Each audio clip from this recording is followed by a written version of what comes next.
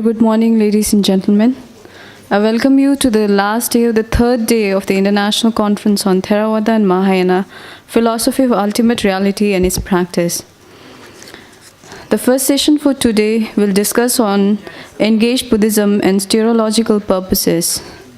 And I request the chairperson of the session, Professor Asanga Tilak Ratne, speakers, Venerable Dr. Thanyaye Panaloka ji, Venerable Geshe Tashi Namgil, Dr. Mrigendra Pratap, Dr. Ankit Goyal to please take their seats on the dais. Before we proceed with the session, please allow me to read out a brief biography of our chairperson, Professor Asanga Tilak Ratne, although he is already introduced, but those who are new here, Professor Asanga Tilak Ratne, a PhD scholar of University of Hawaii, is a professor of Pali and Buddhist Studies and founder head of the Department of Buddhist Studies at University of Colombo, Sri Lanka. He has published both in Sinhala and English more than 100 papers on Buddhist studies. Of his more recent academic works, Theravada Buddhism, The View of the Elders in 2012 was published by University of Hawaii Press in the series of Dimensions of Asian Spirituality. He co-edited with Professor Oliver Abhinayaka 2,600 Years of Sambuddhavada, Global Journey of Awakening in 2012, a work covering the history and the current status of global Buddhism of all three traditions. In 2002, Professor Tilak Ratne founded Sri Lanka Association of Buddhist Studies, SLABS in short, an academic and professional organization of Buddhist scholars in Sri Lanka, and continues to serve as its joint secretary. In 2003, he founded with a group of academics and professionals Thamrivi Foundation, a government-registered, not-for-profit voluntary organization for economic, social, educational, and spiritual development, and continues to function as its founder chairman. With this, I request Professor Asanga Tilak Ratne to proceed with the session.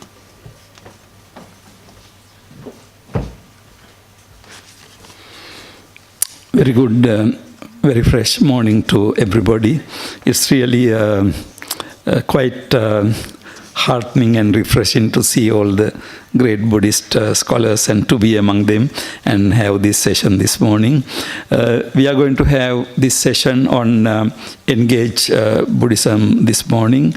As you know, engaged Buddhism as a theme is one of the very important and interesting themes in Buddhist studies and also activism today. Some people say that engaged Buddhism is the future phase of Buddhism.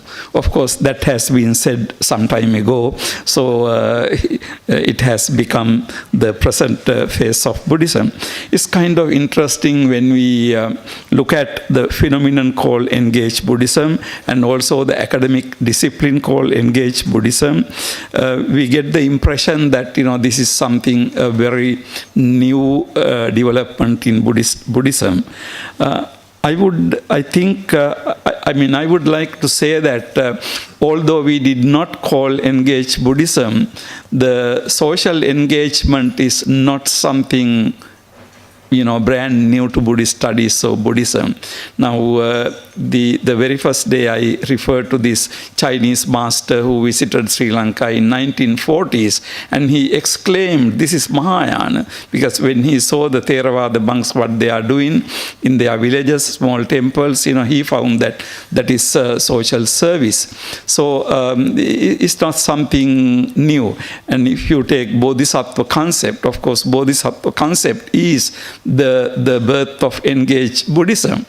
However, having said this, I also should like to say that engaged Buddhism, as I see, has some very interesting two emphases. Of course, there can be many other, but I do notice two. One is going from mind to activism. For example, when we look at, what I know more is Theravada Buddhism in Sri Lanka. So we Theravada Buddhists in Sri Lanka are very fond of and also very capable of spreading loving kindness, Maitri to all sentient beings in our mind. So we very easily, without much difficulty, say, let all beings be well and happy. However, I think the whole point of engaged Buddhism is you have to go beyond your mind, and you have to go to the field, you have to go to the village, you have to go to the household and see whether you can say, let all beings be well and happy. And when I am talking about this, I sometimes say that don't spread Maitri to all living beings, which is very easy in a way, because all living beings doesn't have a name, all living beings, do not have a face. But if you spread your Maitri to a particular living being, let this particular living being be well and happy, his family be well and happy, everything will be well and happy, then of course that I would consider to be more challenging. So in that sense, engaged Buddhism says to us something.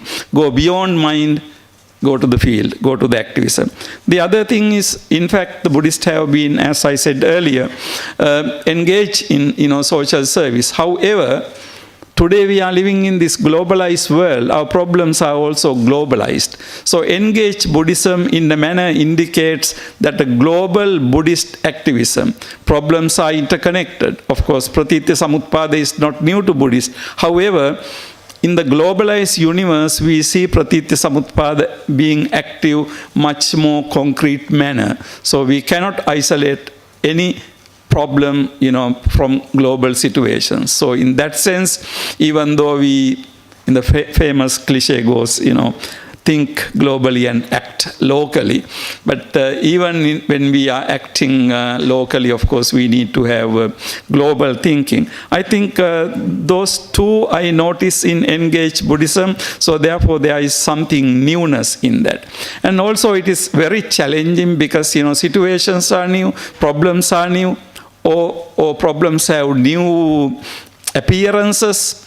So therefore the application has to be always rethought, re-examined and tested. So these are some of the challenges we are having today in front of us.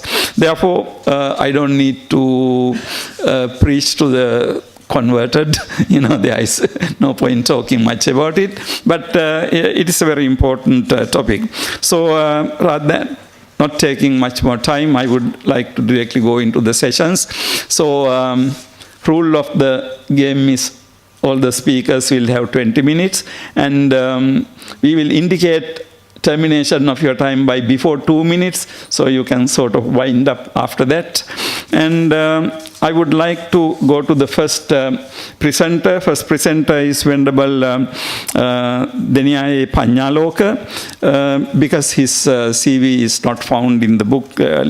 He holds his bachelor's degree and MA and MPhil from Kalani University, and he completed his PhD some time ago at Kyushu University, Japan, doing his research on Satasahasrika Prajna Paramita Sutra. Currently, he is a senior lecturer in University of Kalani, Colombo, Sri Lanka, and his research interests are history of Buddhism, history of Pali tradition, and Prajna Paramita literature, which is Sanskrit, and also critical editions of Buddhist classics. These are his basically academic interest. But in addition to those things, he is also, quite active in Buddhist activities and social services. I would like to reveal one more gossip about him. He is also the deputy incumbent of Kalaniya Raja Mahavihare. That is one of the most sacred, revered places for Buddhists in Sri Lanka. And the speciality is, it is just about 6 miles from 7-8 kilometers from Colombo. So your next visit to Colombo, don't forget to visit Kalaniya Raja Mahavihare. And he is a really huge person there, so you will be taken care of. So Venerable Deniyai Panyaloka is up to you.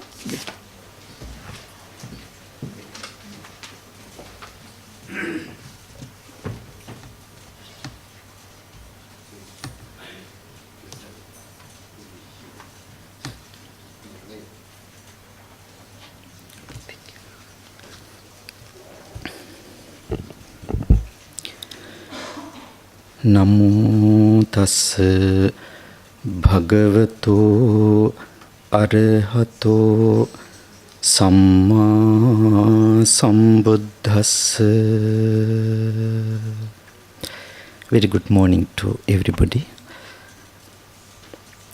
Most respected Venerable Sirs and Venerable Nuns, Professor Asanga Tilakaratna chairing the session, and panel of scholars, professors, ladies and gentlemen. After many years, I am little nervous today because my teacher is in the chair. He used to be my teacher in my BA course in all the 4 years, and continuously he was also my teacher in my MA course. Just after finishing his PhD in University of Hawaii, young, handsome and brilliant scholar came back to, still he does so, came to Sri Lanka, and it was very attractive to us. And he taught us mainly how to use the teachings of the Buddha to solve the day-to-day problems of human beings. Of course, it is the engaged Buddhism. So with him, I'm glad to be here. Today my topic is Satipatthana Sutta. It's interesting, in the morning we were discussing. This discourse was preached in the Kururatta, in the country of Kuru. This Delhi is recognized as the country of Kururatta. So it's very much memorable and special for me to speak about the Satipatthana Sutta being here in the Kururatta in Delhi. So I know very well that at least once in your lifetime you have read this sutta. What I want to do today is not to give an explanation of this sutta to you, but just give some ideas how I try to understand this sutta. So Satipatthana Sutta, this is the, how to say, vocabulary and its authenticity. We don't have any problem about that. Satipatthana Sutta. Discourse on establishing the pure mindfulness in full. This is very important, that establishing. This is not starting, this is not developing, but establishment. Establishing within oneself, within us, complete mindfulness. So it is one of the archaic discourses preserved in Pali Canon, in Sanskrit Buddhist literature, in Chinese and in Tibetan as well. When we come to the next point, I like to bring your attention to one of the few sentences that occur at the end of the sutta. They say, those who practice these 4 foundations of mindfulness, Chattaro Satipatthana, 7 years. Then numbers come down. The least number given is 7 days. With proper understanding and dedication, of course, derive one of the results of complete understanding of reality. The word term given in the sutta is anya, or state of non-returning, the last state of noblest purity before the enlightenment, anagamita. So this is one of the most important dialogues we can see in the Buddha. A person practicing this with proper understanding and dedication, you can see the Buddha in this life itself. These very important sentences are coming at the end of the sutta. Then again, on the purpose of this sutta, the Buddha emphasizes as given here. This is the only way. Ekayano maggo. I have put the only direct way of practice. This is not knowing or reading, but practice. Or because to achieve following things in your life, not only for Buddhists, but for all beings, Sattanang. For the complete mental purification of beings, Sattanang Visuddhya. Or for overcoming sorrow and sadness completely, for the disappearance of pain and suffering completely, for gaining the noble understanding of reality, for attaining emancipation. These are the purposes for which this particular discourse was taught by the great teacher. So the contents of it is made of these 4 foundations of mindfulness. The following Pali quotation is very famous regarding this sutta. Ekayano ayang bhikkhave maggo, etc. This particular discourse emphasizes to develop careful mindfulness on 4 areas of our existence. Number 1 is being mindful on the physical existence of the human being. Kayanupassana. That is divided into several stages. Number 1 is very popular, Anapanasati, mindful breathing. Breathing mindfully. Second one, being mindful of body movements, postures, iriyapata, such as mindful walking, standing, sitting, and lying down, etc. Thirdly, clear mindful comprehension of all movements of the body. In the sutta it's given, when you fold and stretch your hand, be mindful. Such subtle movements of your body. Then reflecting mindfully on the repulsiveness of the body. We are bound to the sansaric life because of the desire, lobha, raga we are having in human mind. To develop a balanced mind out of that, we have to see not only the beautiful and good side, but also the other side of the existence of the body. Patikula manasikara. Then reflecting mindfully on ultimate elements of the body. Then continuing on that, we also see carefully, mindfully, of which our body is made, like Patavi Dhatu, Apo Dhatu, etc. Then last, the mindful contemplation of the dead body in 9 steps. Navasivatika.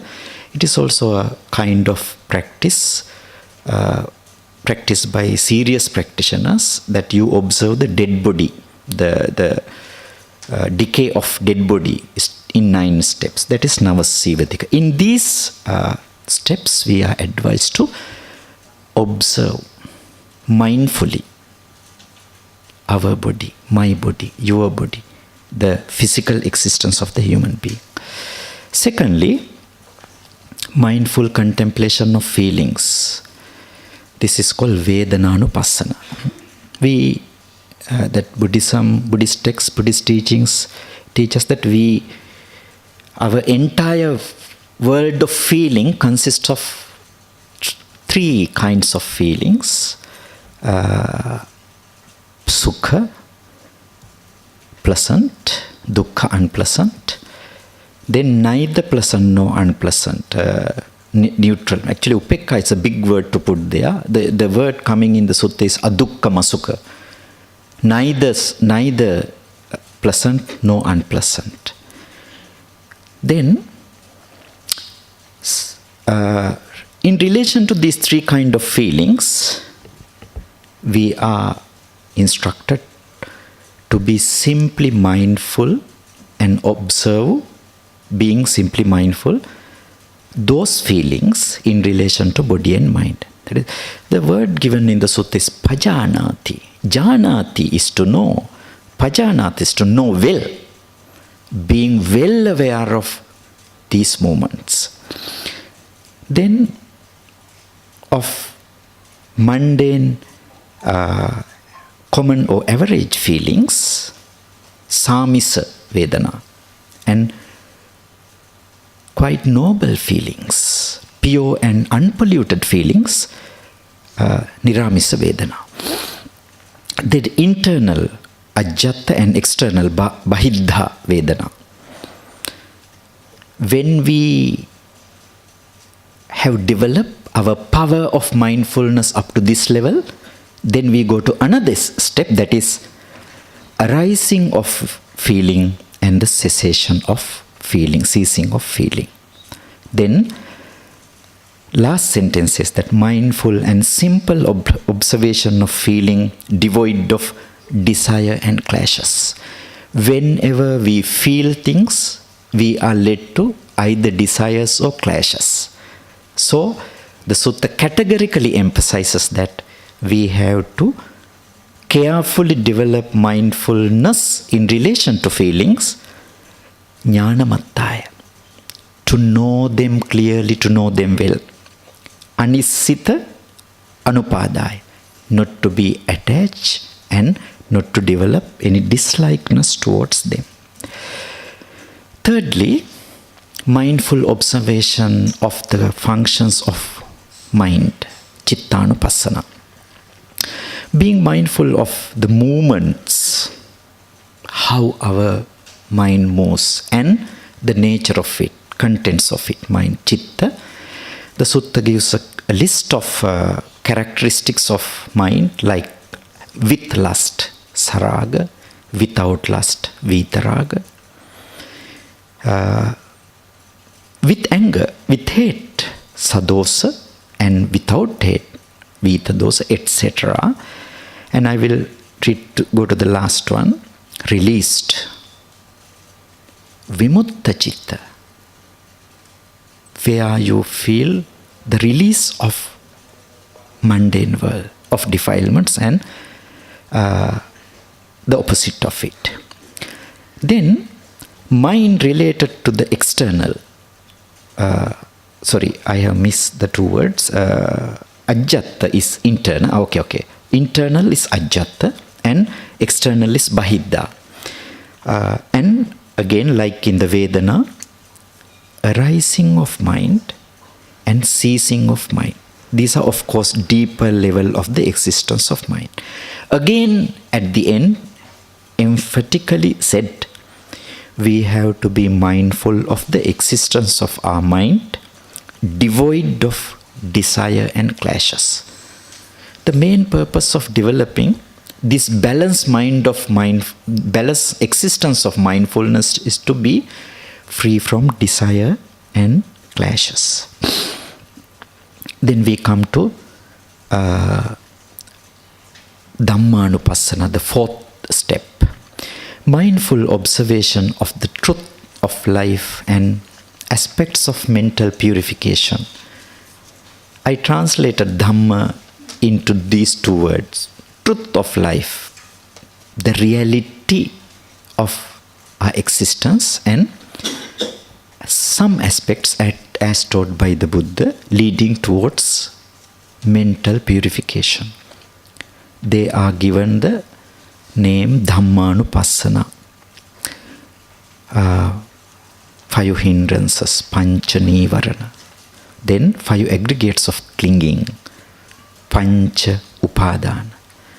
12 internal like external sense bases. Cha ajjata, bahira acha means 6 when divided into multiplied into 2 as internal and external, get 12. Then 7 factors of enlightenment we saw in some presentations yesterday, and 4 noble truths. Of course, when we see this, there is a gradual development of mindful observation. The easiest of mindful observation is first to observe body. Actually, more easiest is the observing others, which is useless. Here the Buddha advises, observe you. Observe you carefully. So first observe the body. Then we go to feeling, observing feeling.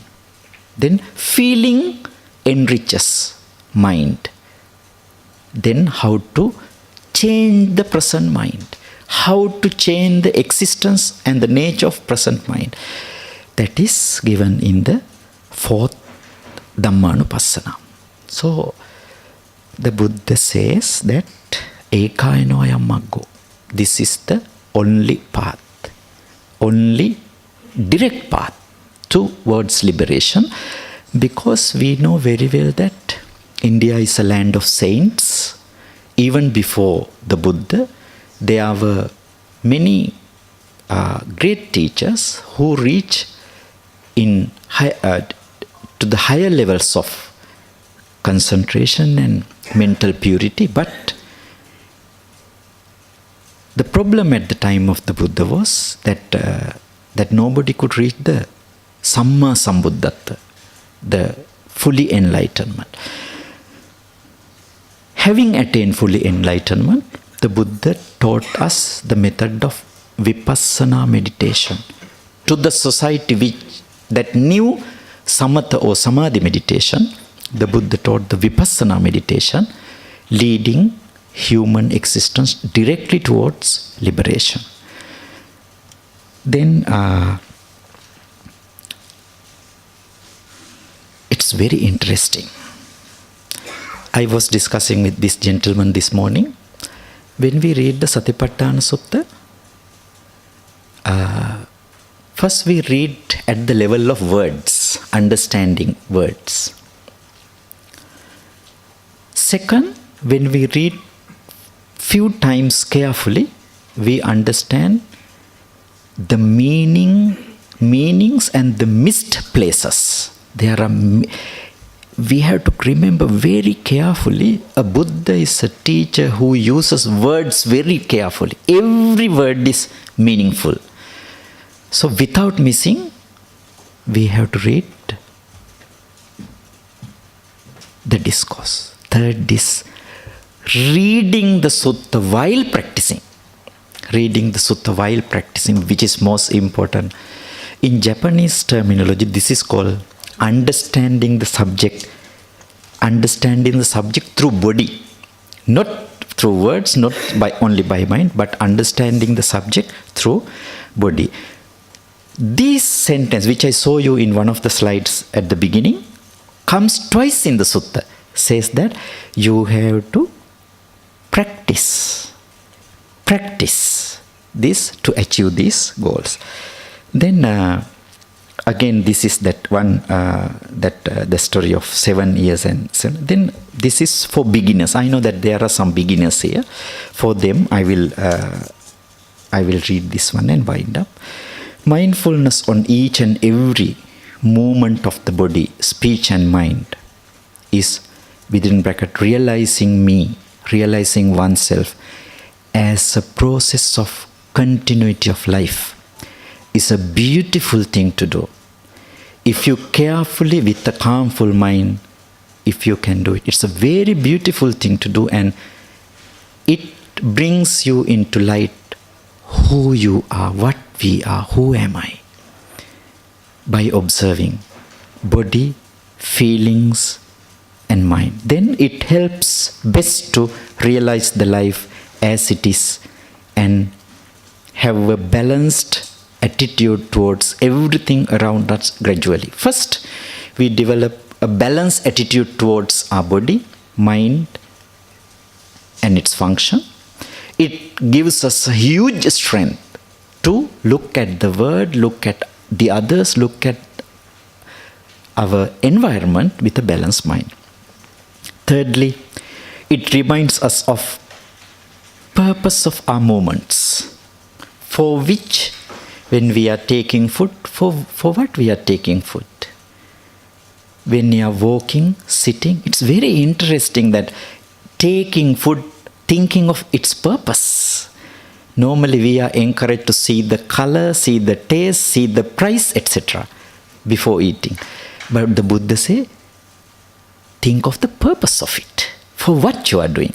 Then when we develop that thinking, it leads to think the purpose of life as well. It helps to reduce desires, clashes, and misunderstandings. All our problems are coming. Uncontrollable desires, uncontrollable clashes, and misunderstandings. So if these three roots are controllable, we can be problem-free, virus-free. That it leads to the realization of serenity here and now. Understanding serenity here and now is possible with this practice. It purifies us to be nobler than now. When we see the reality of us now, it gives us the strength to be nobler than now by practicing it. So, in our level, it's very important to study this sutta very carefully, and understand its contents much more carefully. Thirdly, practice. It is a way of practicing properly. Because at the end of this sutta also the Buddha always says it, and as the last word of the Buddha's life, the Buddha says is, there is no much time left behind. We all have very short time to go.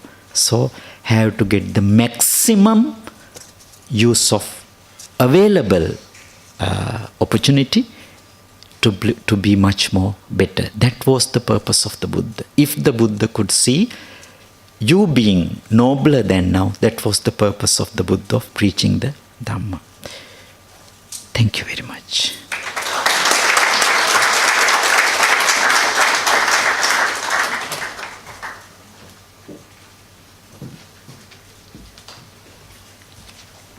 Well, the session on Engage Buddhism, starting from exposition of mindfulness.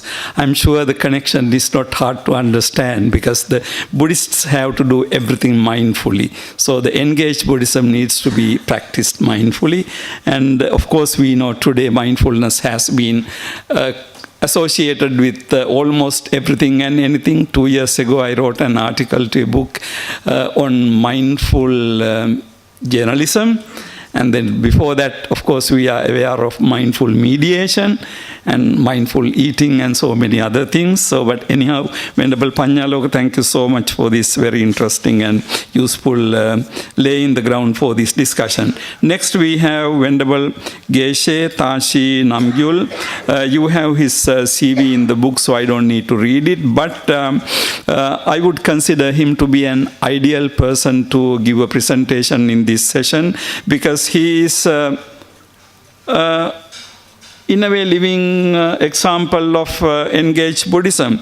He has been actively working in Spiti area, and he established he is the founder and the present General Secretary of Rinchen Sangpo Society, and he is working for the development and upliftment on the people in the area, and especially the children. And the school he established was given the name by His Holiness Mansel Ling, a Tibetan word which means a place where darkness of ignorance is expelled by the light of knowledge. So, Venerable Geshe Tashi Namgyul.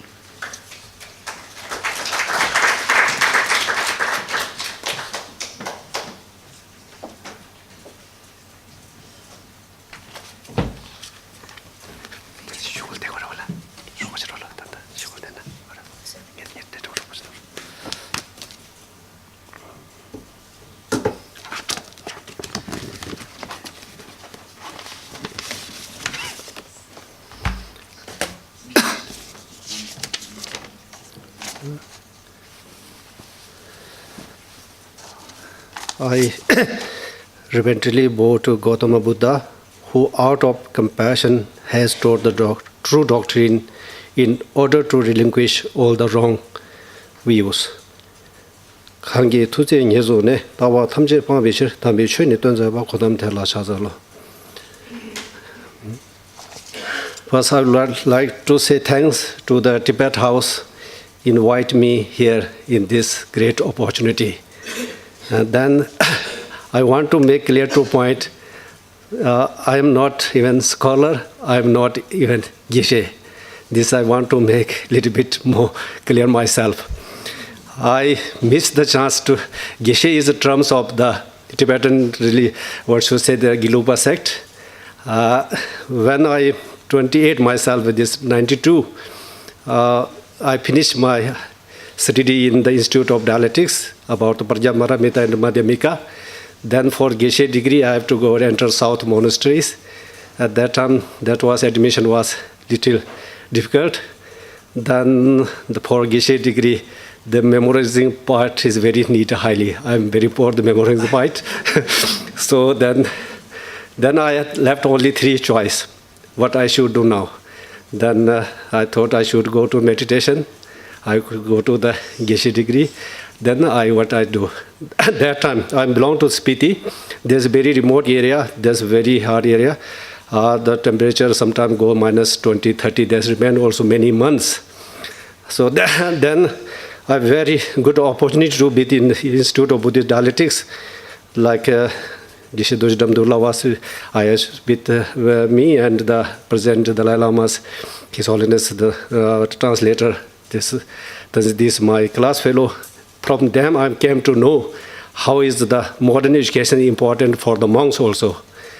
Then we been to use the Tibetan schools. The result day, there's a, what should say, the result was excellency. Then Spiti's backside, there's sometime from one student, one time managed 2 students passed. That also 3rd division. Then I really surprised what's going to happen. Then another point, Spiti is very hard area. Teachers from outside, there's a little bit punishable post. So then teachers who are not teaching, sending there. Then most, there's no problem, I think so, all the Buddhists. There's many, the teachers coming from, they're changing our name. Like my brother, they put Devi Singh, Ram Singh, Sher Singh. Then what should say? Then what's talking about Buddha and Krishna is the same like that, Then I feel, then I left only 3 options. Now I thought I should try this one as social work. If I succeed, okay, I can do. No, then I try to my meditation part. Then that's why I was thinking the 10 or 15 years. Then I finished my Prajaparamita studies. I feel great joy in life, I maybe this is enough to go to retreat and practice. I think I have that one. Now, the year gone, 25 years nearly, I forget everything. So now I have to go to rejoining the classes. I'm really interested. From last years, I tried to attend the His Holiness teaching. And now I have to find out new class mates. Then these 3 times, I'm very feel blessed with Vice Chancellor Nawangla and about Changchu Shenala, and there's really, I enjoyed with them, I really impressed. Then mostly, actually the social Buddhism is, my next speaker had more prepared, I think so, I think this is is new for me. But another way, you go to think, this is not new. From beginning, this is going to happen. Even for myself, for the Theravada viewpoint, I don't know, the Mahayana Bodhi point, we have to think the bodhicittas, what should inspiration should be there. All sentient beings are our same as mother, father. We have to do that, our responsibility. Then my point of view is that one is, when we go to help to them, then we don't think they should become Buddhist. They should become minor. That's a little bit disagreeing. Many scholars still teaching, you are teaching spirituality, you are teaching Buddhist. This I don't think so. We have to show a little bit hint for them. Their right of choice, them, Then Sujata offered to the rice to the Buddha. He don't think I'm Buddhist because of Buddha, He feel he's one, what should say, great person, not, that's only the reason. This is my reason. Otherwise, we work, social work. This day, the social is vegetative, this is said. I have no problem. In Buddhist, in Tibetan Buddhist also, we have the Sakya, Nyingma, Gilu, many sects are there. In Spiti I'm working, there's 3, no Juniper sect, 3 sects are there. I really no problem with all sects. Those my aim is just to give the basic education. Then after that, then I think so. If the education go level, then people first we thinking we get education, job, then all satisfaction will come. Now many city peoples, not, I think in future most students will come from cities, I think so. Because they are all the getting education, all the enjoy the materialistic, not satisfaction, they're looking for the inner peace, So that we think we should be open the stage, even for all the religion. In Theravada, in Mahayana, what should say, even Christian, Muslim, everyone, Yeah, last time, now I try to attend his already teaching his time. He's given opening very large space, I think so. He's talking about the science, yesterday, open, He's open stage for, debate, Then people, the students are not stupid, They will choose their own right, which is good, which is bad, You can study Muslim, you can study Christian, Hindu, whatever, finally you choose. For that, all the religion should be get ready on the debate on the stage, I think so. Which my point is, just keep some monastery, some monastery, some many things, I think so. Not giving so much broadly education. Then monks run away from that monastery. This is, I think, little Geshe-la is the obvious, I think so. Little bit should be change this, Yeah, later on, then monks keeps in many years in the monastery. Then after that, starting everything. Now with Sanskrit is very important. We are mother tongue Tibetan. Then Sanskrit is important. Pali is important. Then many, what should say? Then this what one person what we should do, Very difficult. The language learning started and the general knowledge can finish early age. Then you can add it. This is my point. Then social engagement. Yeah, then we should, most of Buddhists, we should say Buddhist best. I think one example is Ashoka, he started this social Buddhism at that time, very largely. Who is better than him, Then this point, he fight the big, what should say, fight in Kalinga. At that time, he is a Hindu king, After that, he turned to Buddhist king. He is not foolish man, So what's Buddhism? There's a lot. We historically are talking. Debatably we should be say this is many years ago. Now we should be ready to face the debates also. That one very reason with Buddhism with us for Then Dr. Bhimrao Ambedkar. When I in the Institute of Buddhist Dialectics, I try to read Gandhi's books and this Ambedkar books. My purpose is improve my Hindi, but I not understanding a little bit, just to try to read. But he is really tremendous, He took 2 points, I understand. When he decided to leave the Hindu, then many invitations he got, as the book says. Then he decided the Buddhism. He's at that era, who is more intellectual than Dr. Bhimrao Ambedkar, Because of him, now we in like this country, dominant of caste, dominant of this, we are the field right. Whose kindness? But I think so. His kindness, Then he says, I impressed by the 10 Paramita. So I think he's then I'm talking the really knowledge of the Mahayana Buddhism. But I think don't know exact. You are more know the 10 Paramita is talking mostly in the Mahayana systems. Sorry if I'm wrong. These are very important person, I thought. Then one is in Tibetan, the Songtsen Gampo. I think he made brilliant plant, I think so. Because of Songtsen Gampo, today the Tibetan Buddhism alive and serving is, For him, for his point, he take the 16 point. That's for need. We don't need to talk the Buddhism. We don't need to Mahayana. We don't need to talk the Theravada. We don't need to anything, Just real basic things, Maybe you are no more better me. Humanity, passions, continent, delight, kindness. For that, what we need to talk, the religion's point. This is the really base of the any religion. So I think is in future we should be give emphasis on like these things, Then after that, His Holiness Dalai Lama, 3 commitments. Then it's really same concluding, He says compassion, forgiveness, tolerance, contentment, and self-discipline. These things are need basically with us, This is what is for 16. That's almost same, Then as religious practitioner, he also is committed to the promotion of religious harmony and understanding. Yeah, this is a religious harmony is not taking dinner together, tea party together. This we can see together is understanding, debate, acceptation, If I'm wrong, I should be accept.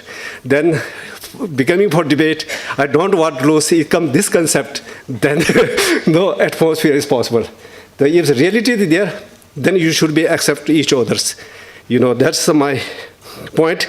That's you big organizing Tibet House, and then in the future you can do more. Really the Buddhism to fulfill the other people in the large scale. This is my point. Okay, then maybe I don't know time. I have my school project. I have small video portion I can show you. Then after that we can discuss. Okay, sorry.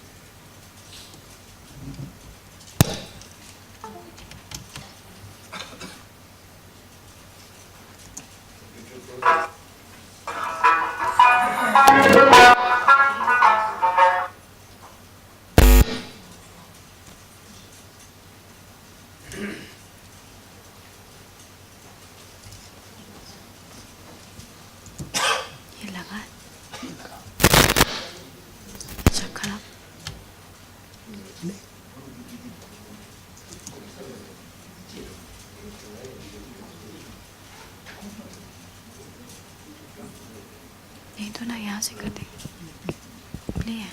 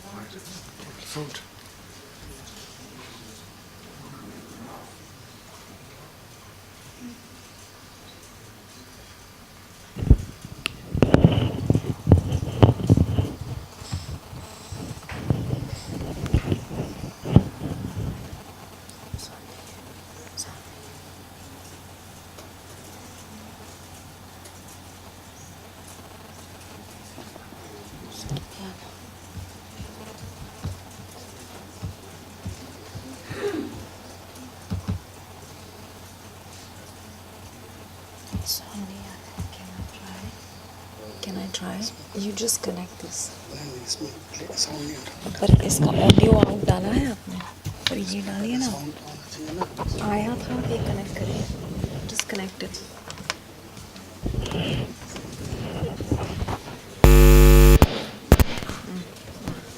अब कहाँ है video?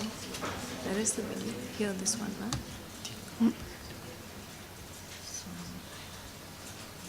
No, play. Where is it? It's playing. Not there, no? Have you put the...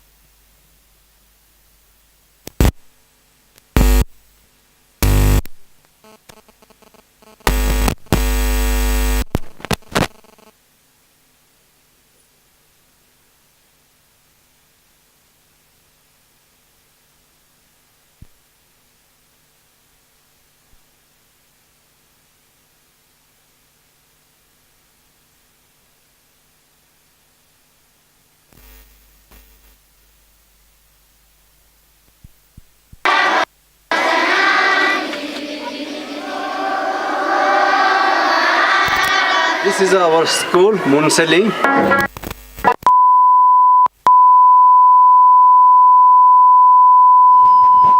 We apologize for the inconvenience. Please enjoy the video.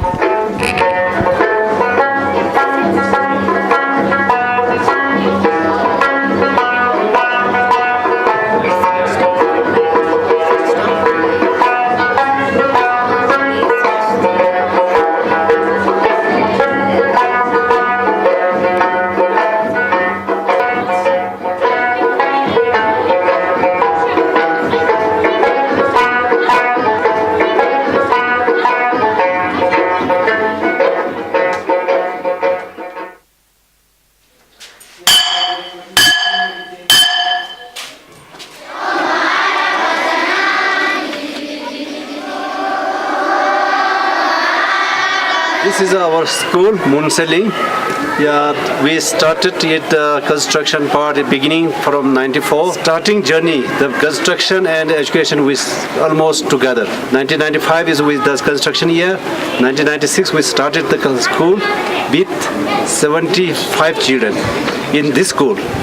Yeah, then after that school keeps growing, and now this stage we have the 550 students.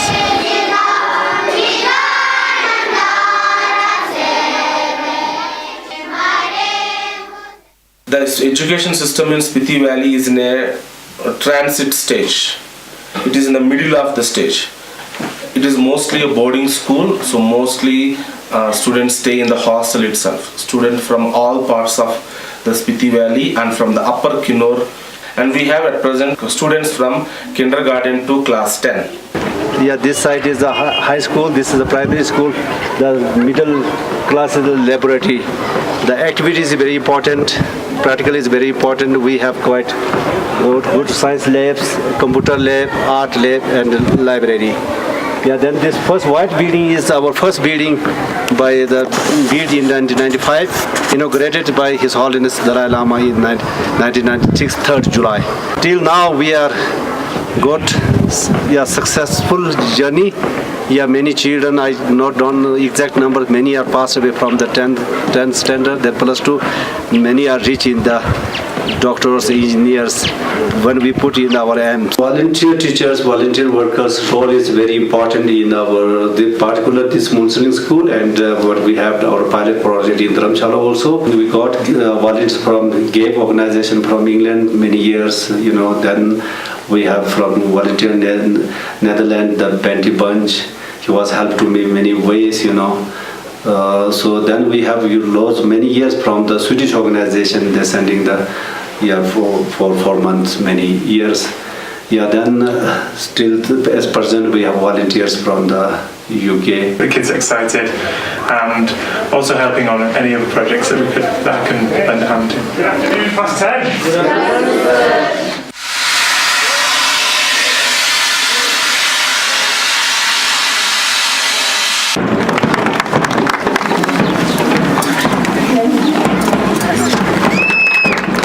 I'm very happy to bring this new painting studio in the school. There's many colors already prepared in the painting studio, so they don't have to mix. Everything is ready, and the teacher is here. Painting is very important, very good for children, make really relax, like the meditation for children. And as for the future of the school, I think the school is amazing. We need your support to move on this crusade in the coming years so that we can bring smiles on the faces of the children of this Spiti Valley. If someone want to contact us, that's the best way. You can go to our website. Yeah, through there you will get the notes of our history and achievement and the plans also we can know from the website. I would really heartily request to the well-wishers and donors, if you have the little bit contribute to our projects. Still we have many projects undeveloped.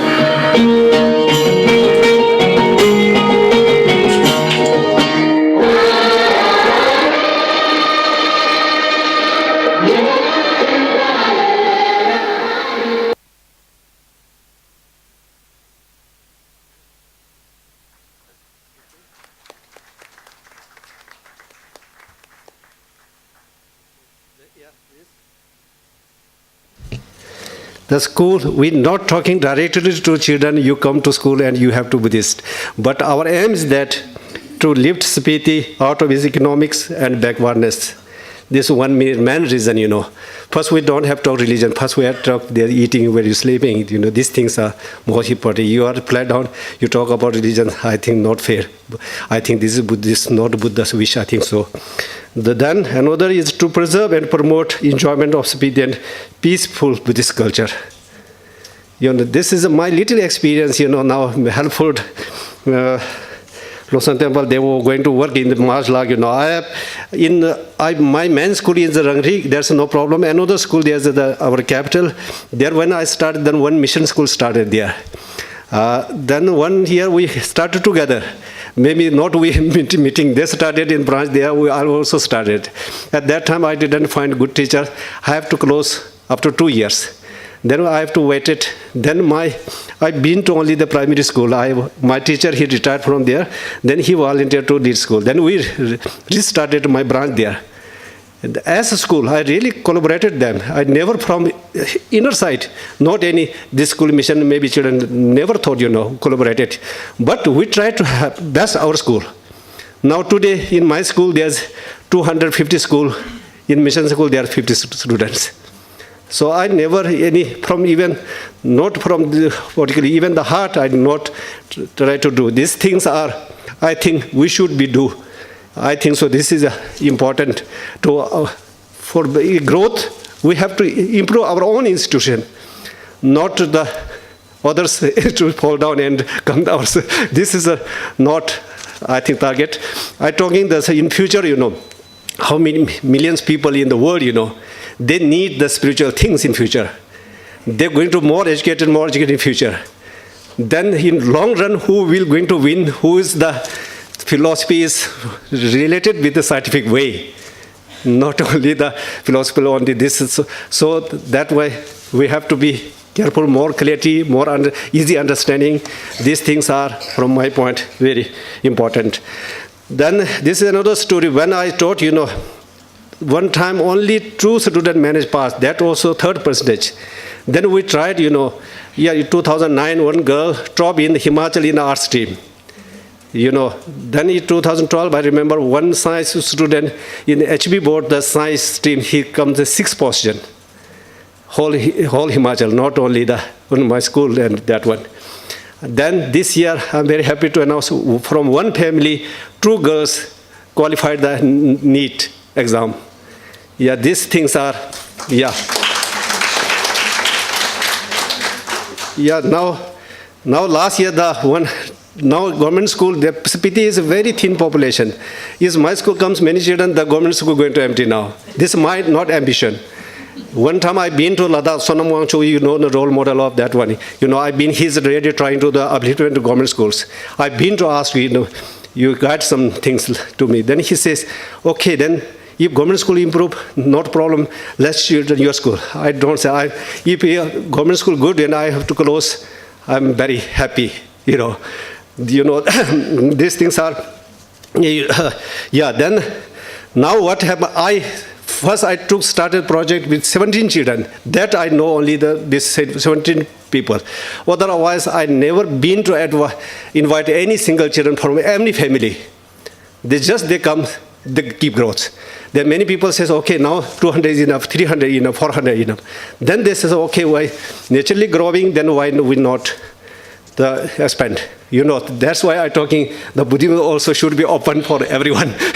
If these people feel is good, Okay, then last year, the village people did make some rules, the admission, the government school going to empty, one child have to keep in the government school. That's I said, okay, okay, for me, I have now in Spiti, there's 3 schools. If my empty one school, I want to make the meditation center.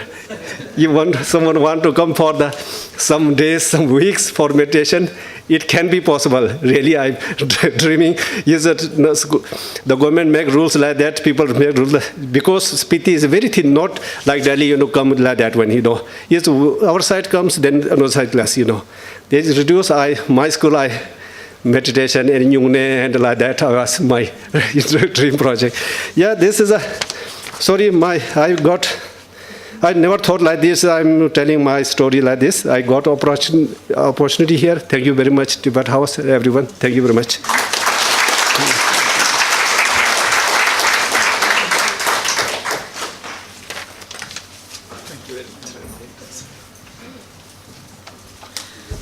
So flunking Asia examination is not that bad, right? So thank you, Venerable, very much for this very refreshing and rewarding presentation. And I always thought that. Even in the Buddhist tradition, sometimes we make this Grantha Dura, Vidarshana Dura kind of, separate from each other.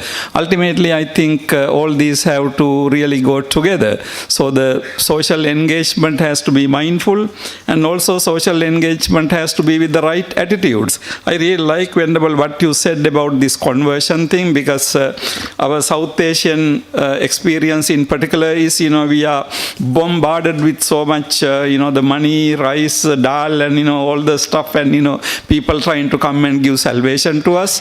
But on the other hand, when you are really a great example, when Buddhists try to do things with right attitude, is not to get into your fold or into your religion. These people, you give the right thing, whatever the denomination of the religion. So Venerable, it is very heartening to hear that, because sometimes we Buddhists think that we have to do tit for tat. But I don't think that is a good thing. If the others are doing wrong, we can't be duplicating that wrong and be smarter. No, we can be really much more calm and doing what we think to be right. So Venerable, thanks again for this presentation. And because we have limited time, we will move into the next speaker. Next speaker is Mrigendra Pratap. I kind of very difficult not to think about the meaning of the names when I look at this. So we have really a formidable person here.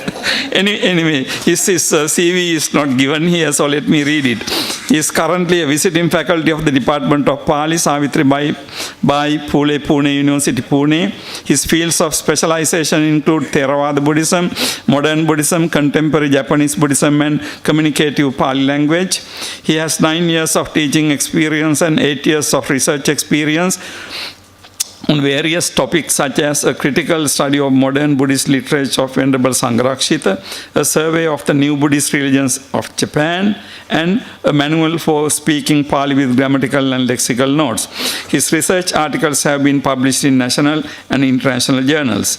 Dr. Pratap has designed and teaching short-term courses in Pali language and literature under the Deshana Institute of Buddhist and Allied Studies, Pune. He has participated in several national and international conferences and presented his research papers. So this is his latest international presentation. So Dr. Mrigendra Pratap.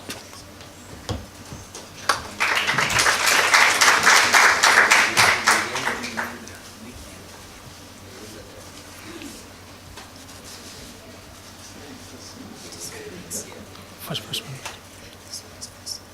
Oh, title. Oh, title. First one.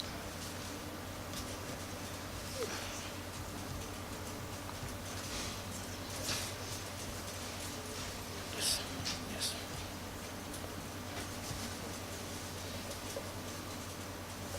This one.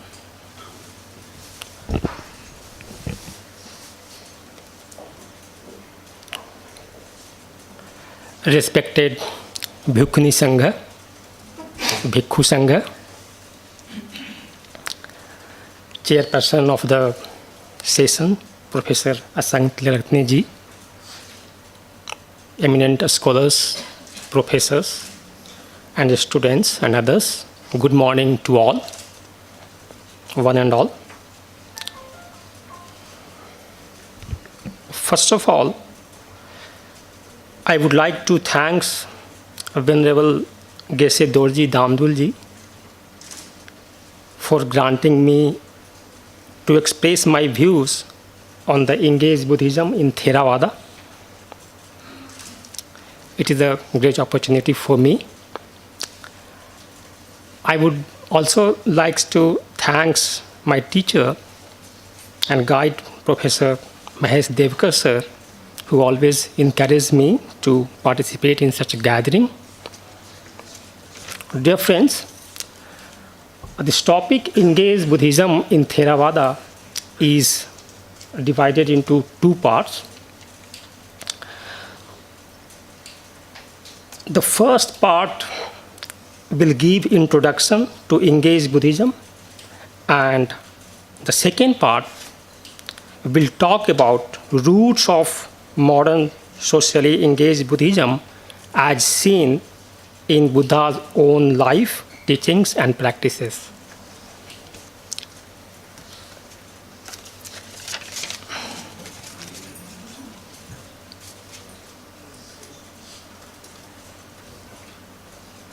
So now, the first part, introduction to Engaged Buddhism.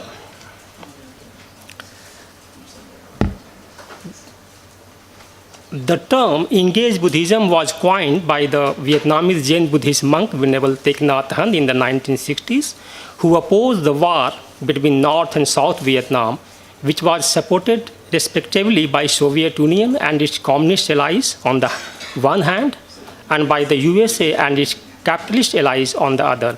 He and the movement which he initiated put in a great effort to end the war between the North and South Vietnam by advocating a third way, that is, by not siding with either of the involved parties. It can be said that he was only on the side of peace and of innocent people of both the North and South Vietnam. Venerable Thich Nhat Hanh described the origins of Engaged Buddhism in his own words, I quote, "Engaged Buddhism is just Buddhism. When bombs begin to fall on people, you cannot stay in the meditation hall all of the time. Meditation is about the awareness of what is going on, not only in your body and your feelings, but all around you.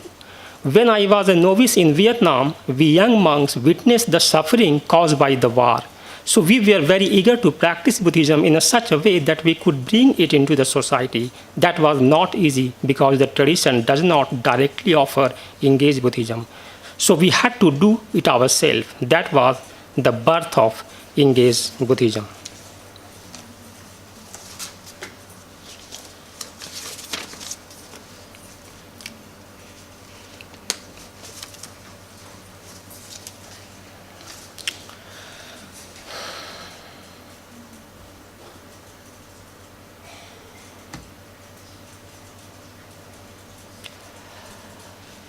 A well-known Theravada engaged Buddhist, Dr. A.T. Ariyaratne, points out that prior to the advent of colonialism in Sri Lanka, Buddhism was already very much engaged with secular matters in society. The British ushered in Western education in the hitherto Buddhist-educated Sri Lanka, so the bhikkhus became less and less needed as teachers for the pupils and schools. He bluntly stated that it was the colonial occupation which drove Buddhism away from this engagement. Thereby, the more secular roles of functions that were historically performed by the bhikkhus were steadily and intentionally eroded in importance by the British colonial power. To this day, Sri Lankan Christians continue to rebuke Buddhism for being otherworldly and as being unconcerned with the welfare of the people at large. Thus, in a span of merely one generation alone, the true historical perspective of socially engaged acts of the bhikkhus were forgotten. This is how Buddhism became disengaged in Sri Lanka, and therefore, in the view of Dr. A.T. Ariyaratne, this engagement became even more necessary.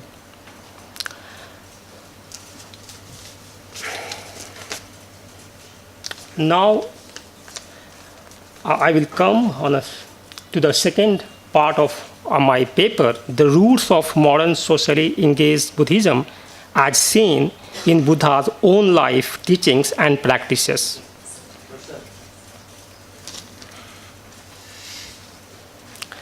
It is important to understand and trace the sources and inspiration behind the people and movements described above. It is our claim that this can be found in the Buddha's own life, teachings, and practices. I will endeavor to briefly expound on the same below with a few examples drawn from the Pali Canon.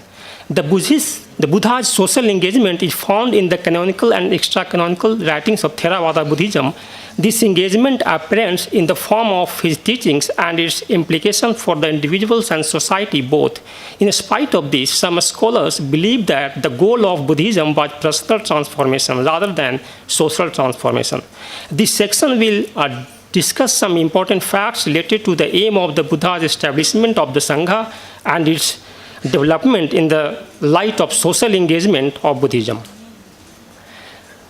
That after enlightenment of the Buddha decided to teach the Dhamma out of compassion for beings and for the welfare of the world becomes easily apparent when one studies the Mahavagga of Vinaya Pitaka and other suttas of Sutta Pitaka. As we all know that even the Buddha who attained enlightenment after a long struggle was concerned as to how he will spread his teachings as soon as possible. He wanted to create a committed group of the enlightened people who can work as a Buddhist missionary to spread the Dhamma. Therefore, the Buddha did not decide to give a first discourse to all ordinary people. He decided to teach the Dhamma to those who will comprehend it promptly. As he was aware that the Dhamma was subtle and difficult to understand by the uninitiated common people, he therefore decided to teach it to those who he thought would easily understand it and were worthy people. Therefore, he decided to teach the group of 5 monks who were closely associated with him for 6 years during his struggle for enlightenment. The Buddha advised them to avoid the 2 extremes or ends. The first, the constant attachment to sensual pleasure, and the second, the constant addiction to the self-mortification, and follow the new middle path which had been discovered by him.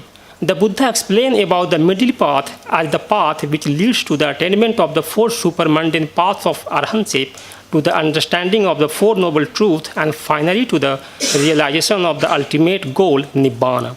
After being taught the 4 noble truths and 8-fold path in detail by the Buddha, Kaundinya, one of the senior monks of the 5 disciples, understood the Dhamma and attained the final goal of Buddhism, that is Nibbana or Arahantship, and he was ordained as a bhikkhu by the Buddha.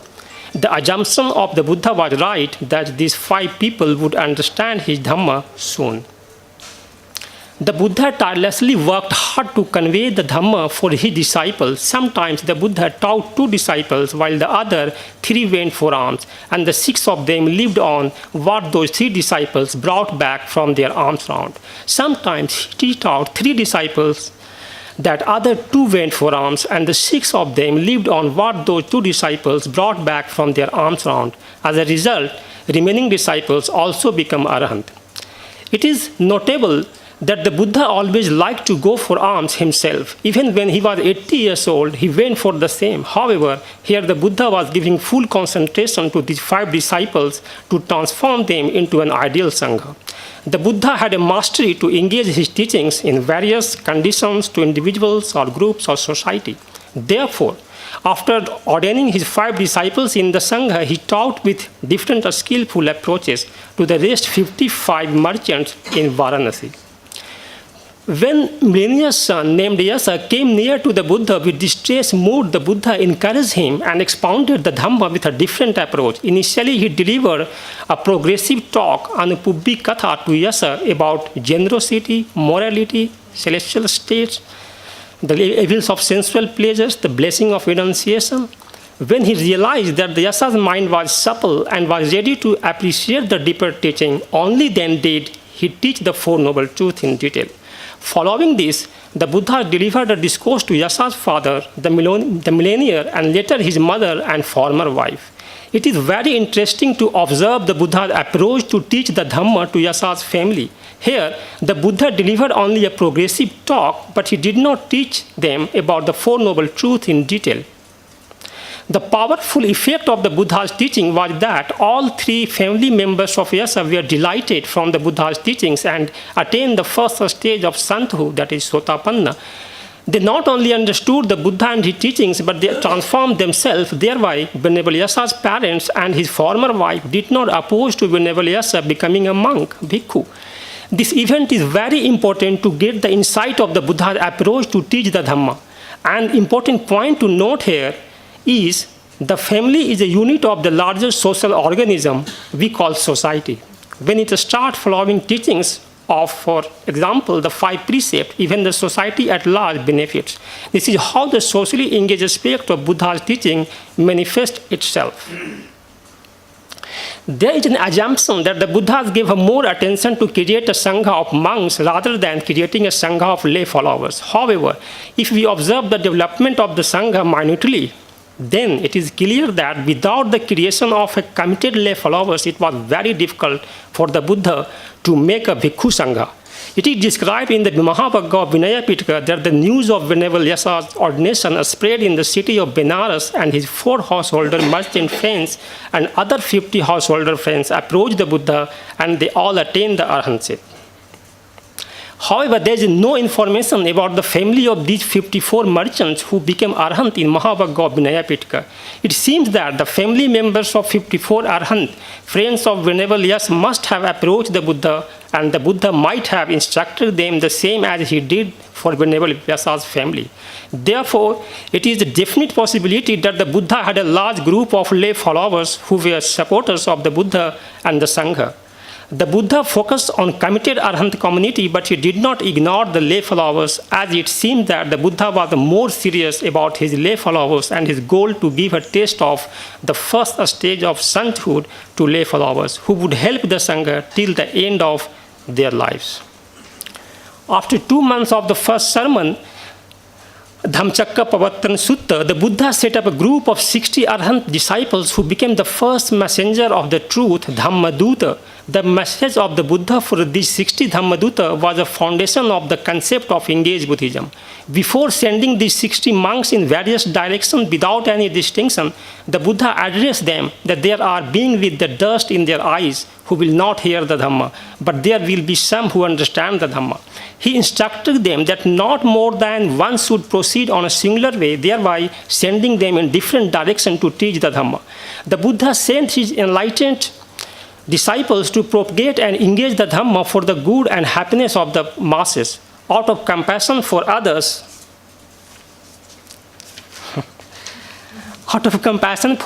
and the world, the Buddha allowed 60 followers to ordain others as monks who are ready, renounce the household life and join in the Sangha.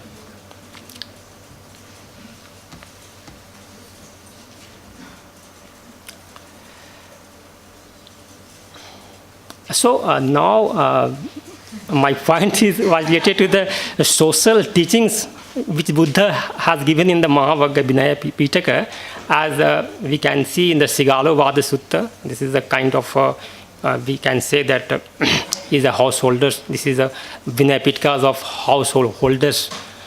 And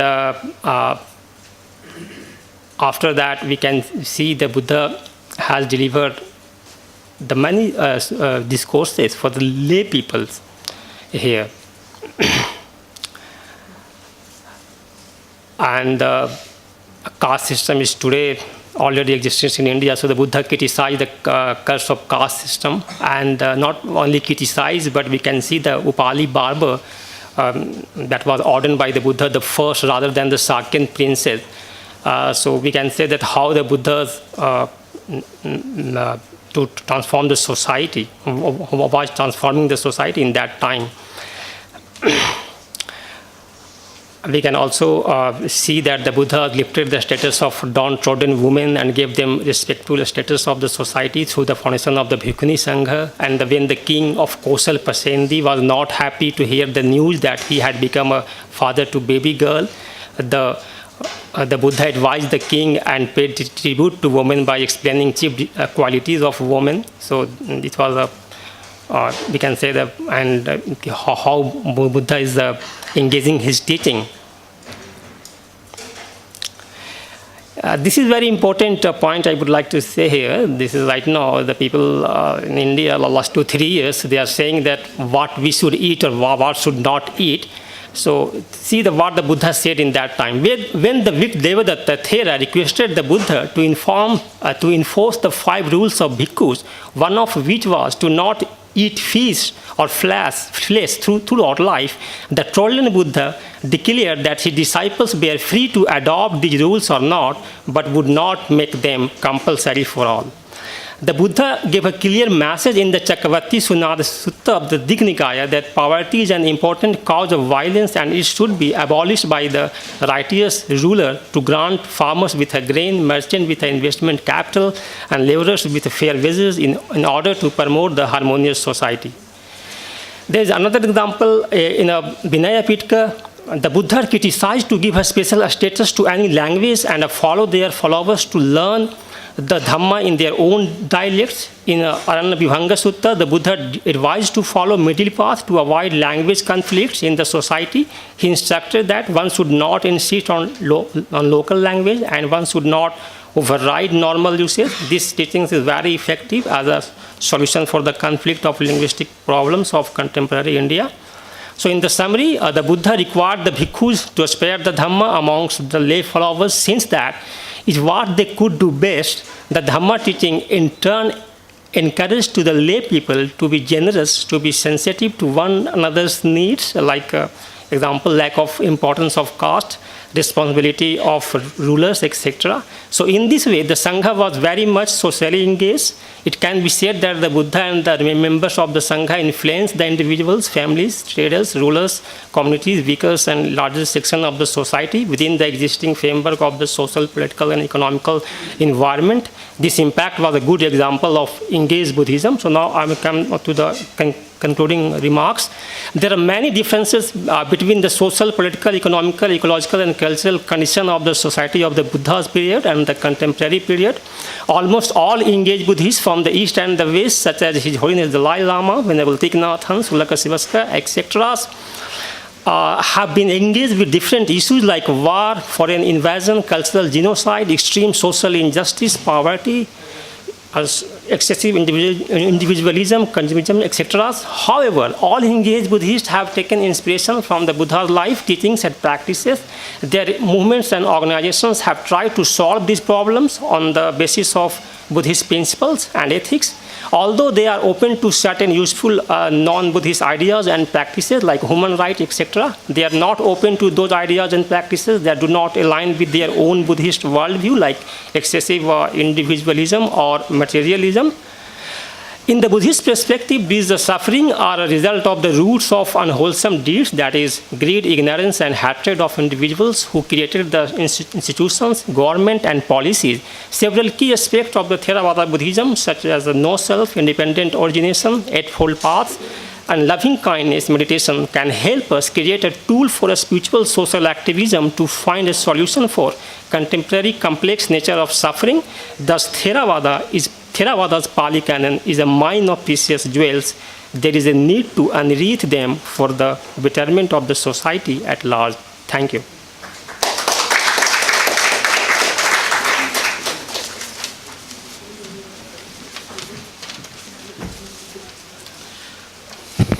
Thank you very much, Dr. Pratap, for taking us in a guided tour to the time of the Buddha, to social engagement. Thank you very much. Next and final in this session is Dr. Ankit Goyal. He's a keen student of Buddhism and regularly attends various teachings given at Tibet House, New Delhi by Venerable Geshe Doshi Damdyul and others. Initially became interested in Buddhism in 2005, and by profession he is a computer scientist, and he completed this PhD in computer science from National University of Singapore in 2009.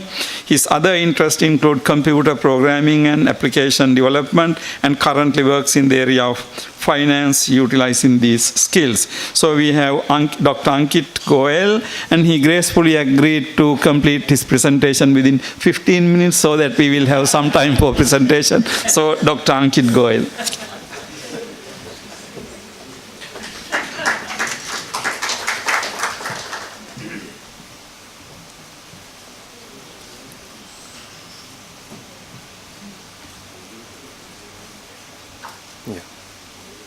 This is the one.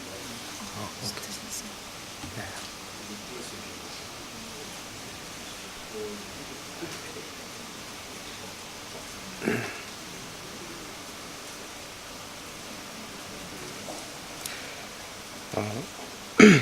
A very good morning to all of you.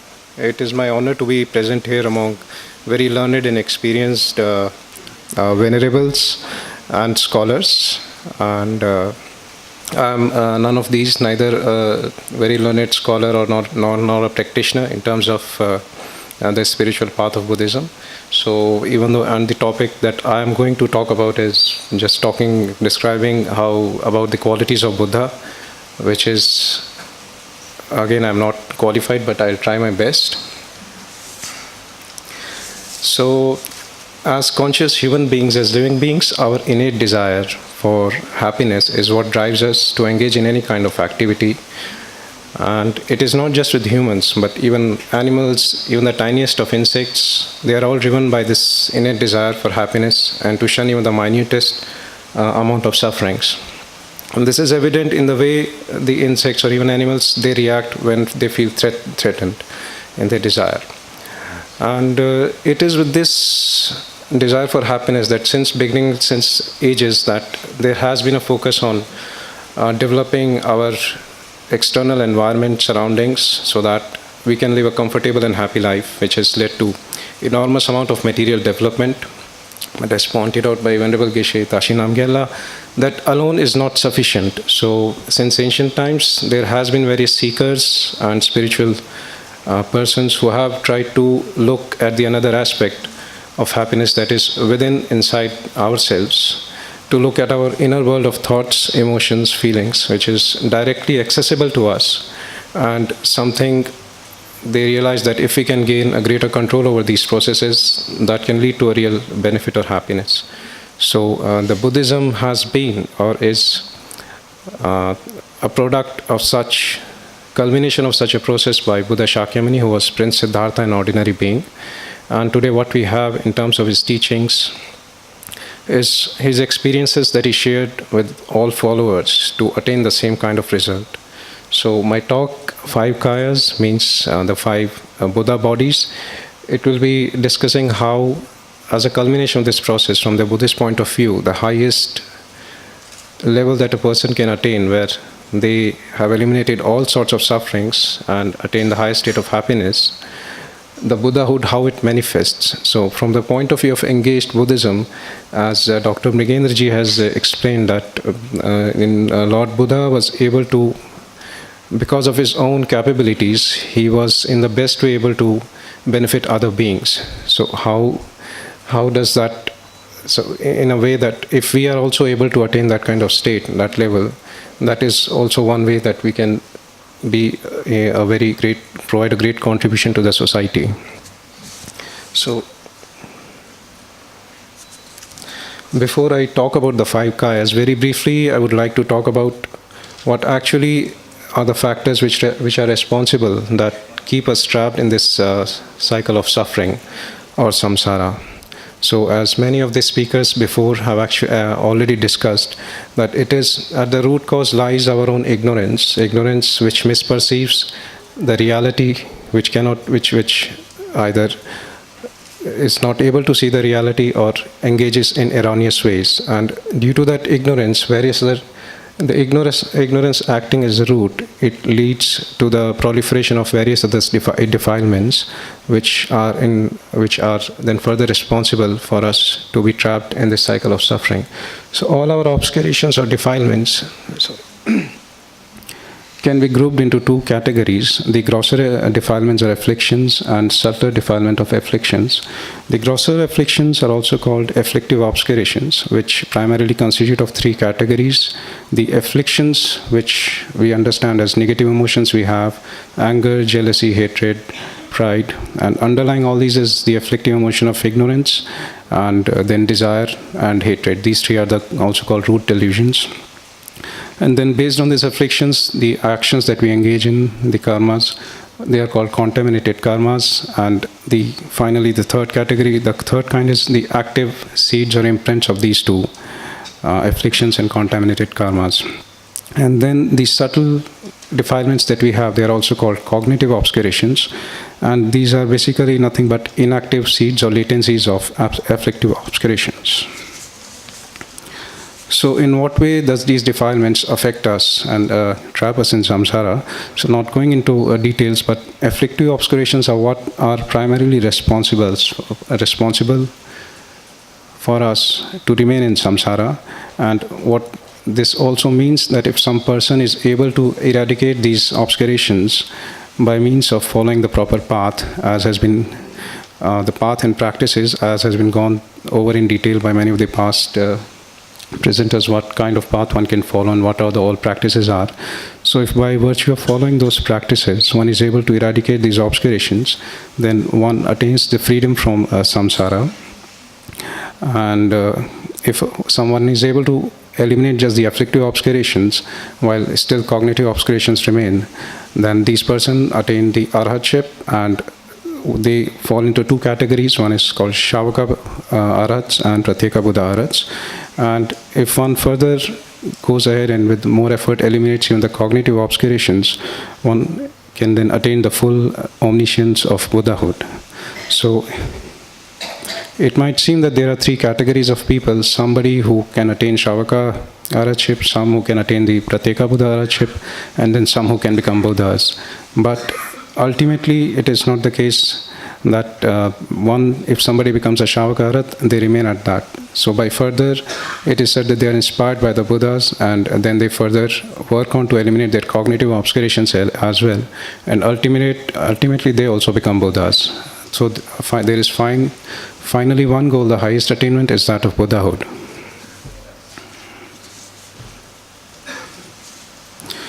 So now the main topic of my talk is the five kayas, which basically is a description of how this Buddhahood manifests. If somebody becomes a Buddha, how does the how can we describe the enlightened states of a Buddha? So one way in which they are described as in terms of five kayas or five Buddha bodies. So the overall Buddhahood, when one becomes a Buddha, the overall Buddhahood or all the enlightened states of Buddha can be summarized under one term called Dharmakaya. So if somebody reads the mention of this term, one Buddha body, so it refers to this overall Dharmakaya. And then, as most of us know, that the main motivation of attaining Buddhahood is, of course, to eliminate all one's own suffering and attain the best state of happiness, and also to be able to benefit all other beings in the best way possible. So these two goals, how they are realized, it is reflected in this further subdivision of the overall Dharmakaya into two further kayas, the Dharmakaya truth body and Rupakaya or form body. So in this division into Dharmakaya versus Rupakaya, even though the name Dharmakaya is same as the overall Dharmakaya, it is more specific from the top level Dharmakaya. So here the Dharmakaya or the truth body refers to the non-physical forms of the Buddha, and it basically represents or points to the omniscient mind of the Buddha and its qualities. And it is only accessible to the Buddhas themselves. So the Dharmakaya in this sense reflects the benefits that Buddhas have accrued from themselves by eliminating all their defilements. On the other hand, Rupakaya refers to the physical manifestations of the Buddha's mind, which are solely responsible for working for benefit of others, primarily by means of giving teachings. And so if anybody hears the mention of the term two kayas anywhere, it refers to these two kayas, Dharmakaya and Rupakaya.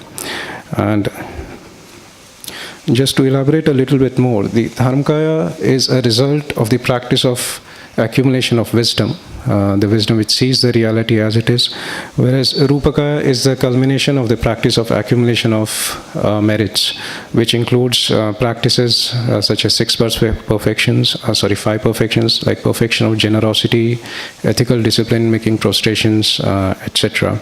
Basically all virtuous activities except for the practice of perfection of wisdom. And just to put in perspective, as many of the speakers have presented the concept of two bases, two paths and two results. So the two bases have been presented as the conventional truth and ultimate truth, the Samvriti Satya and Paramartha Satya.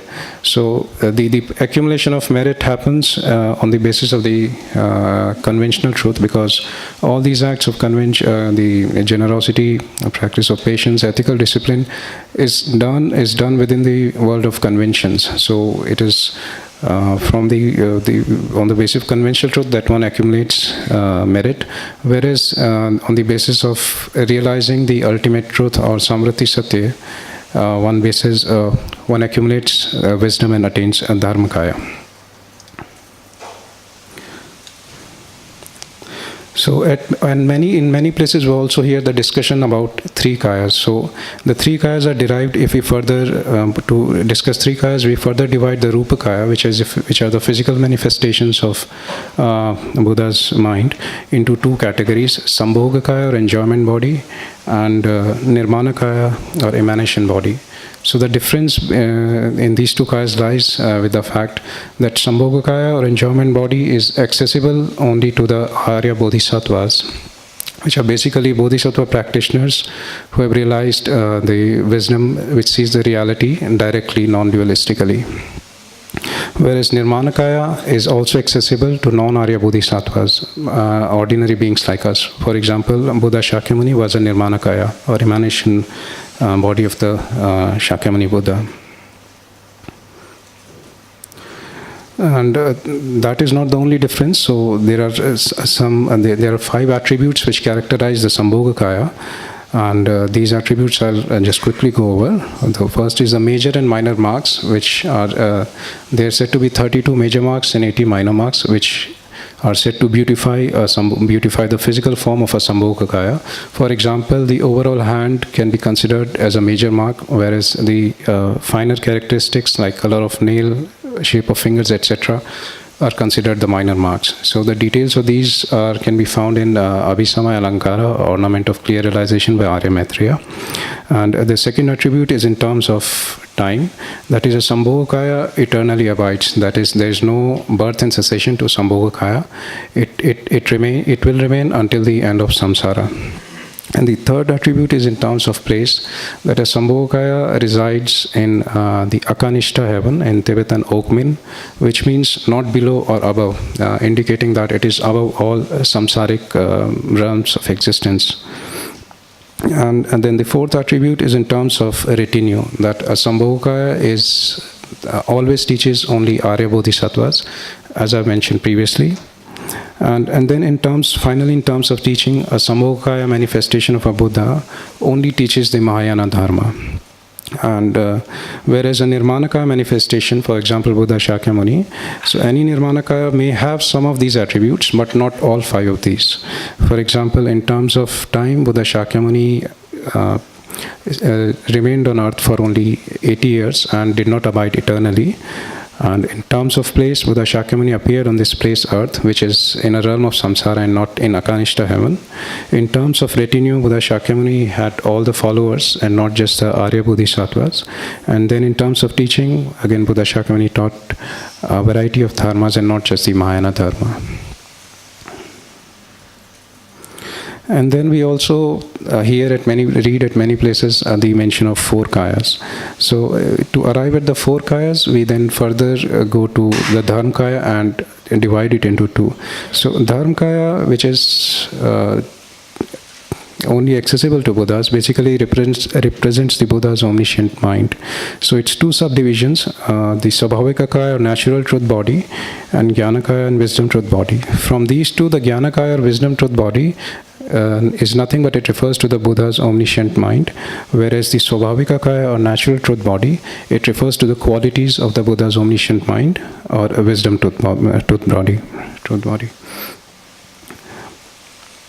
So the qualities, what kind of qualities Buddha's omniscient mind are? So main qualities which are highlighted here in the Swabhavika Kaya are its freedom from all kinds of defilements. So based on that, what kind of defilements a Swabhavika Kaya or Buddha's omniscient mind is freed of, there is a further categorization of Swabhavika Kaya into 2. So before I talk about these 2 divisions, I'll just briefly talk about the 2 kind of defilements based on which this division is made. So one is called the adventitious stains, others are called the natural stains. Adventitious stains are nothing here but refer to the defilements of the Buddha's mind, which were present there when he was an ordinary being, and by following the path and practices, he was able to eliminate them when he attained Buddhahood. And these are nothing but what I have covered earlier, refer to the afflictive obscurations and cognitive obscurations. So the Buddha's mind, so they are called adventitious stains because they are not an intrinsic part of the mind, and while Buddha was an ordinary being, they were there, and later they were removed. So that is why the term adventitious is applied here. And then the other quality of Buddha's mind is that it is free from being intrinsically existing or inherently existing. Now it is interesting to note that even when Buddha was an ordinary being, the mind of the Buddha or the mind of that ordinary being did not exist as intrinsically real or inherently real. So in fact, it has never been the case that Buddha's mind existed intrinsically. So this term intrinsic existence is therefore also referred to as natural stain. So Buddha's mind being also freed of natural stain and Buddha's mind being freed of adventitious stain. So based on these two qualities, the Swabhavika Kaya or natural truth body is further subdivided into these two categories. A natural truth body pertaining to freedom from natural stains and natural truth body pertaining to freedom from adventitious stains. And just one more point I would like to make here is that, as I said, as an ordinary being, when Buddha was an ordinary being, his mind was freed from in natural stains. That is, it was free from intrinsic existence. So even in our case as ordinary beings, even our minds are also freed of intrinsic existence. And so this is the commonality that we as ordinary beings share with Buddhas. And that is what is a big hope for us to eventually follow the path, get rid of even the adventitious stains, and attain this highest possible state of enlightenment. And I think so. I'll just quickly talk about the relationships, how these kayas manifest. So, as I said, the ground here is the emptiness of the Buddha's mind, or the Swabhavika Kaya. So we see in the four divisions the leftmost. From this emptiness of the Buddha's mind, as we heard many talks on dependent origination, emptiness is another side of dependent origination. So from this emptiness of Buddha's mind manifests the Buddha's omniscient mind. So from Swabhavika Kaya manifests the Jnana Kaya, wisdom truth body. Then from this wisdom truth body manifests the Sambhoga Kaya, or enjoyment body. And from this Sambhoga Kaya, the manifestation of Nirmana Kaya takes place. So this is just a very brief overview of the five kayas. And so the final goal is our 100% happiness and 0% miseries. And so the Buddha, the overall Dharmakaya encapsulates these and the two subdivisions of Dharmakaya, where he has found 100% happiness for himself and eliminated all the miseries. And in terms of Rupakaya, they are able to benefit all sentient beings in the most perfect manner. Thank you.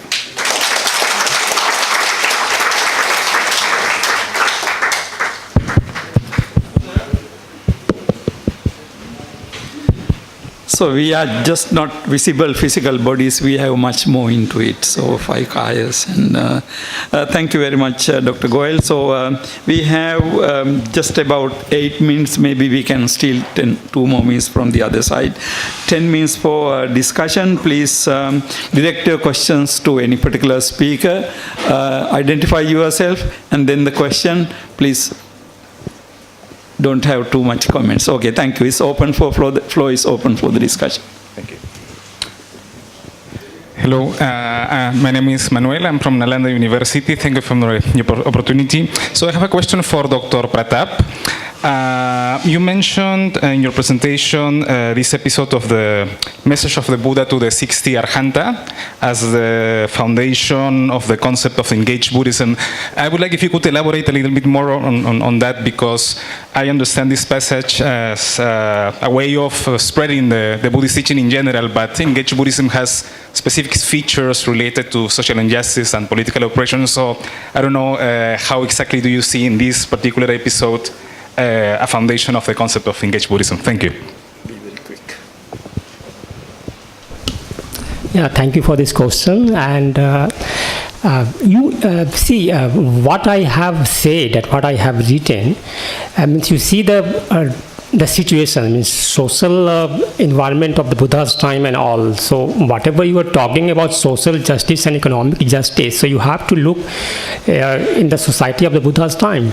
So Buddha's, I have mentioned already that the Sangha was a committed groups and who influenced the laity, and not the laity but also administrator, king. As I say, the Chakravarti Senada Sutta, the Buddha gave a clear message that what a ruler should be done. So in that way, it means Buddha is covering all the issues which are very, that issues are also is very important for today. But we can't say that, we have to interpret those teachings in the light of current problems, because the society is very changed, but the intention is there. And I would say in the later when we will meet in the lunch time, okay. I have some differences. Thank you. Next question, please. Yes, over there. Hello, I am H.V. Gautam. My question is to Mr. Goyal. In the end of his lecture or paper, he said 100% happiness, 0% misery. And you see, he himself laughed. Now again, when I repeat it, everybody is laughing. What it shows, it's not achievable.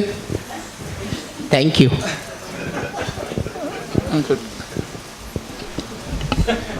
Well, you are right, I laughed because not because I wanted to laugh, but yes, audience laughed, and so it made me laugh also. But you see, the fact that whether the miseries, they can be eliminated or not completely, it is by understanding, as Buddha taught in the Four Noble Truths.